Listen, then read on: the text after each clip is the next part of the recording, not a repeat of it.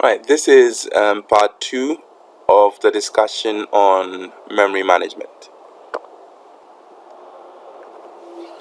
And in the second part, we're going to be looking at segmentation, paging, and different paging strategies.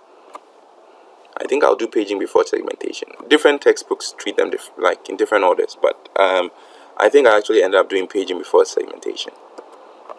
Right.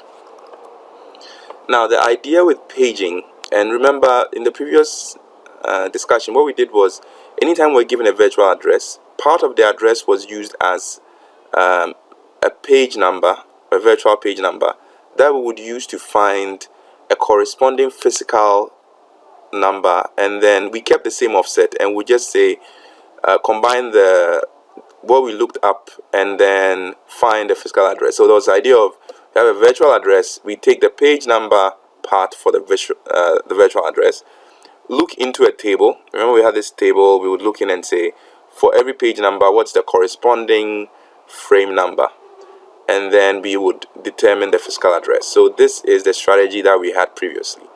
The main terms you need to keep track of: usually virtual addresses or virtual address space is broken into pages, and the physical address space is broken into frames. F means frames. Frame and page are the same thing, but when we say frame we mean the physical memory partition or page, and when we say page we actually mean the virtual address space partition or page. Okay, so that's the idea. So that's the first one. So hierarchical page tables often means that we have pieces of the virtual address number, and we're going to use that to look into the page table. So that's the first strategy. We can also have two or more lookups. So for example, we can have a virtual address where we have broken into three parts. The first one is used to look into the first table, and then we'll find a value that we go and use to look into go and locate another table, and then we use the second part, the second page number, to look into that table as well. So the idea is we keep repeating this process of we find a page table, we look up based on a page number, some offset, and we use that to find another page table, and we use to look up. So that means actually every entry in this one, so this is the first page table, this is the second page table, every entry in the first page table has a corresponding page table. So this will link to another page, so there'll be many page tables, right? And so this is a two-level paging table. Of course the offset remains the same, but you can have 2 or 3 levels of lookups. Now in order to, so if you look at these lookups, they can, if each of these, right, so consider this is one, this another, this another, that means that the space that you have to search can be kind of large.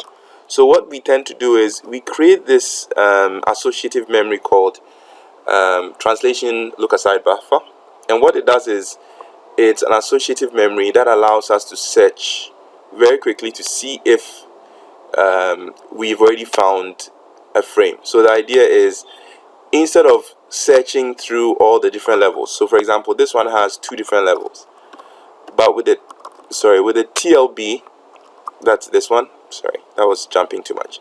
So anytime we have a page, we look it up and go and search for an entry in a page table, and there could even be 2 or 3 levels, but searching for all those through all those levels could be hard. So what we do is we create just a very simple key value pair lookup, and we quickly look and see, do we have this key, that's the specific page, stored within the TLB table?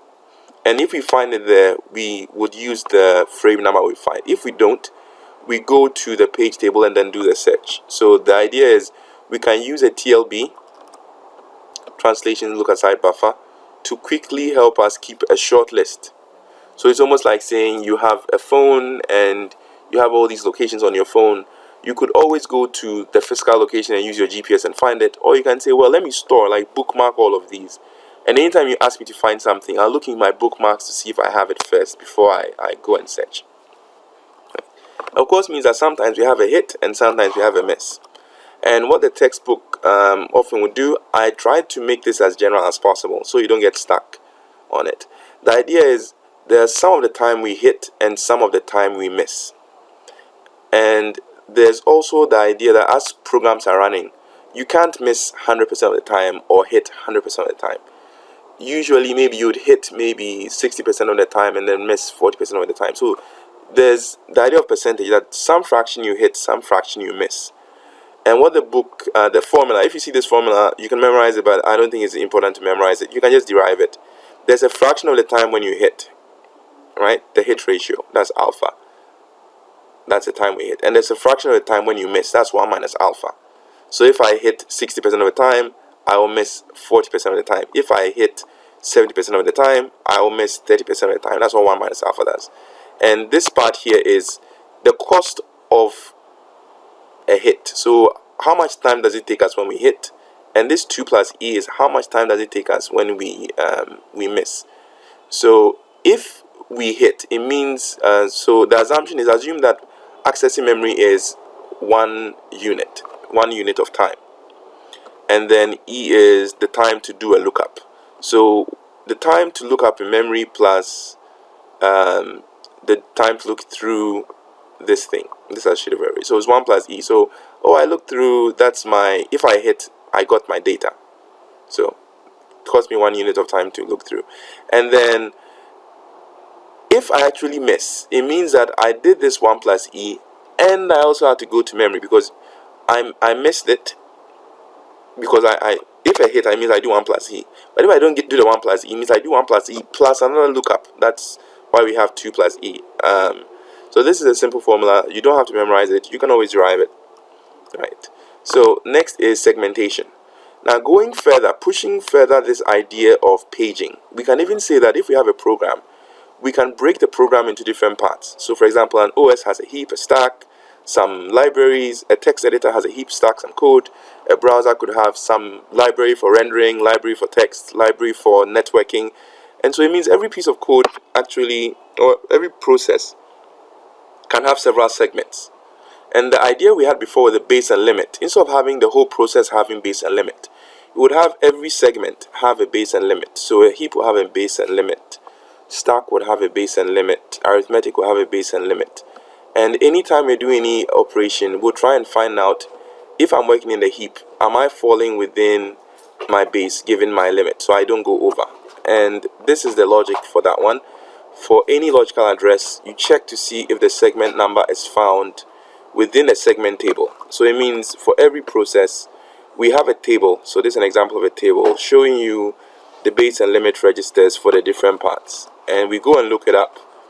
If we find, so this is a segment, we find the limit. We use the limit to check and see if the offset we're giving is falling in range. If it doesn't fall in range, it's an error. If it falls in range, we can use it, add it to the base, and we have our physical address.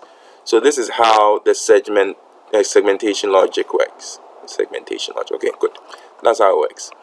Next, we can actually combine the segmentation unit with the paging unit. In other words, when we have a logical address, we can pass it to the segmentation unit to get an address and do some paging on that. Because remember, the idea of paging was, that means that even we have segments, the segments can also be in pages. Yeah, it's kind of wow, but that's the whole idea. So you can combine 2 or more techniques, and that's the idea here. We have logical address passed into segmentation unit. That means the program is broken into segments, and we get an address, and that address also we pass through a paging unit, which will tell us which physical page or physical frame it's on. Alright, the last thing we'll look at is the inverted page table. The idea of an inverted page table, remember we've been doing all these lookups, and usually we have all these page tables we have to go through. And the question is, well, instead of going through all those page tables, why don't we just go through a shorter list? A shorter list of, in this case, we combine the process ID of the current process. The logical address should just be, this should be just the PND. When a CPU is running, we don't need to have the PID as part of the logical address. So sorry, that has to be corrected. So please note, the logical address is just the page number and the offset. But if we have a PID, that means when a program is running, we keep track of the PID. And anytime we're looking up an address, we combine the PID of that process, which is currently in memory, with a PID, with a frame number, or sorry, page number. This is not a frame. When we say frame, we actually mean physical address page. But when we say page, we actually mean virtual address page. So you combine the PID with the page number, and we use it to look up in memory. So it's similar to the lookups before, but this time we are combining a PID and the page number, and that will give us a frame number that we can combine with the offset to access memory. That was kind of fast. We're almost done. Right. And the last thing is the hash. The hash is very similar, but now the idea is when we have a logical address, we are going to use a hash function. So remember that the idea with the page table is it takes a long time to search. So if we have two levels, it helps. But what if we just had a hash function? And the idea of a hash function is we can find a location in O of 1 time, order of 1, instead of doing a linear search or a parallel search. So we can try and reduce the amount of time it takes us to find things. So we can then do a hash. So depending on this value, so remember how hashes work. If you put in a value, you get different outputs. So if I put in a hash, maybe I could end up here, I could end up there, I could end up in different locations. But wherever I end up, that is where we will store all the list of virtual numbers and page numbers. And it's sometimes possible that 2 or 3 page numbers, or these pairs, virtual to frame, the page number, that's the page number, and frame number, it's possible that I could have several of them that are clashing. So, and in hashing, when things clash, one of the techniques we use is we do chaining. That means we have a linked list of all the addresses that map to the same page number. So we can start with the page number, do the hash, find the hash number, go to the hash page table, and go through the list of all the pairs of page number, frame numbers that we've linked together. And that is using the hash table. Right. So there are some other things that you can consider that I'm adding in. I think the textbook, when I say textbook, I usually mean sober charts. That's what we're using for this semester. But sure, if you read through, maybe in the questions, it would have extra bits. Usually when you have any type of table you are looking up, they would usually add a valid or invalid bit. A valid bit meaning if it finds an entry in a row, it will check to see is it something I can use or not. The valid bit means that it is a valid value. So maybe if you saw it, so for example, let's take this hash. If you came to this hash table and you saw your valid bit, that means we use one of the bits to indicate, oh, this is a good value. That means that we can use it. If it's 0, that means we can't use it. So there's this idea of valid and invalid bit. The other thing that most processors can do is, some OSs also keep track of read, write, and execute bits. So read means you can read from the location, write means you can write to it, execute means that the OS will allow you to run instructions from the location. There are some memory hierarchies or memory schemes that would add read, write, and execute bits. And you can see that the idea is, if maybe a program was running and he didn't want anyone to touch his code, he'd say, my code part, that segment is read only. So this idea of read, write, and execute can be used in addition to the different schemes we have. And you can add extra bits to do different things. Maybe tracking how often it's being used. When we get to virtual memory management, you'd see more bits. Now, another thing I want to point out is the idea of sharing code. So I'm going to go up to when I did the mapping the first time. So remember when I had, okay, so this is an example in segmentation. In segmentation, I said we could have base and limit registers. So these are all base and limit registers. If I wanted 2 people to share something, so for example, if I wanted the text editor and the internet browser to share the same code, that means that the code segment for the text browser, internet browser, should just be mapped to the same base and limit, right? And this can also be applied not just in segmentation, but also in regular paging. This is my first example of paging where I said there's a virtual number and I'm mapping it to a physical address. Similar for the text, there's a virtual page number and this is the physical frame number. If I wanted 2 things to be shared, so for example, this is 12. If I wanted to make sure 0 and 0 for the text editor meant the same thing as 0 for the OS, all I'll have to do is instead of 03, I'll put 012. And what that would mean is anytime the text editor is thinking of page 0, it will go to physically 012, and anytime the OS is going to page 0, that will also go to 012. So the idea is, through this remapping, we can actually share different parts of programs. So in memory.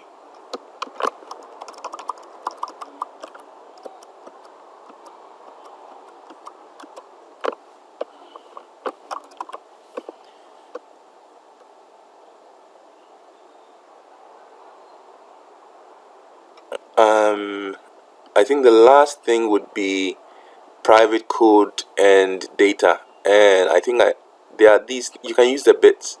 I'm almost running out of time. This is almost an hour and a half, but these are just extra issues.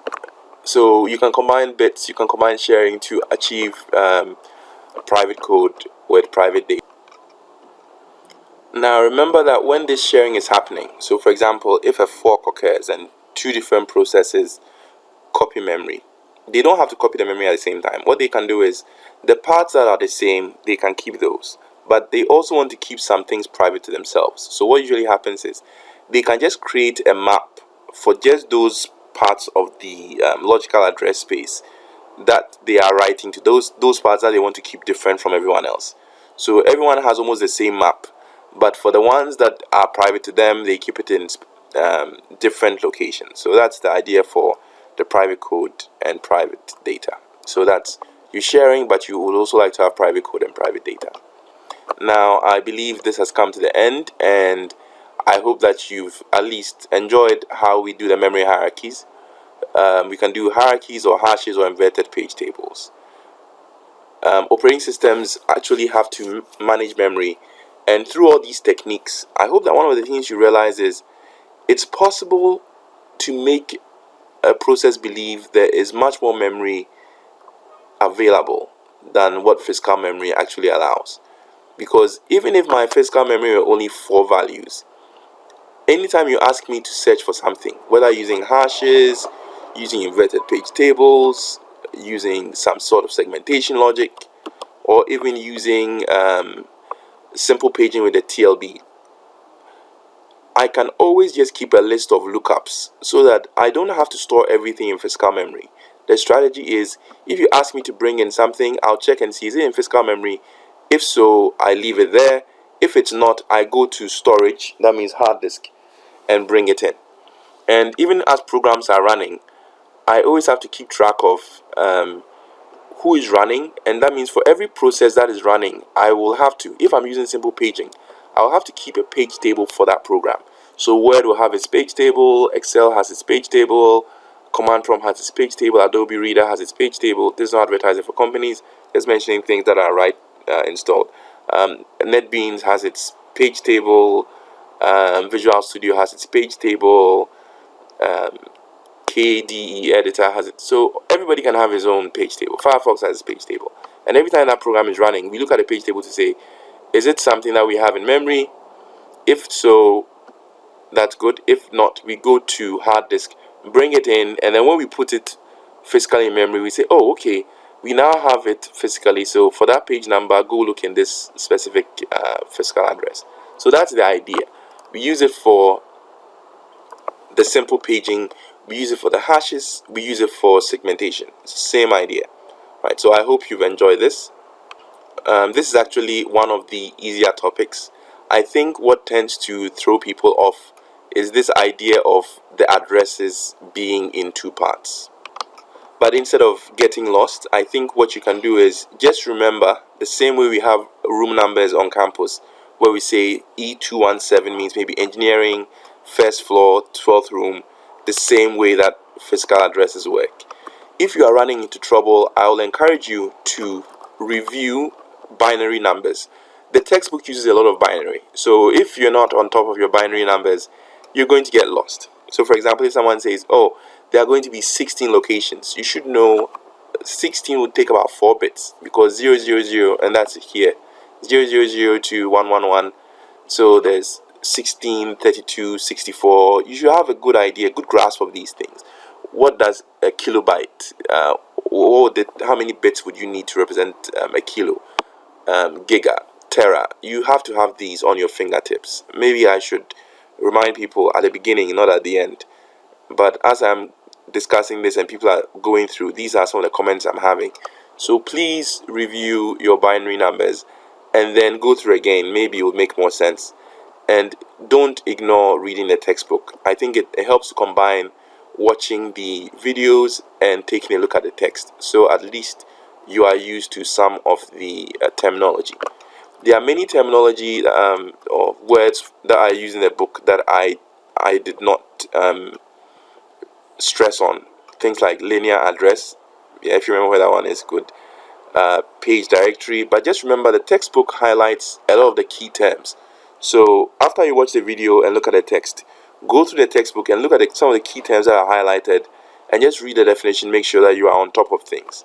So thank you for watching. Enjoy the class. I think we have just a few more sections to go. Thanks.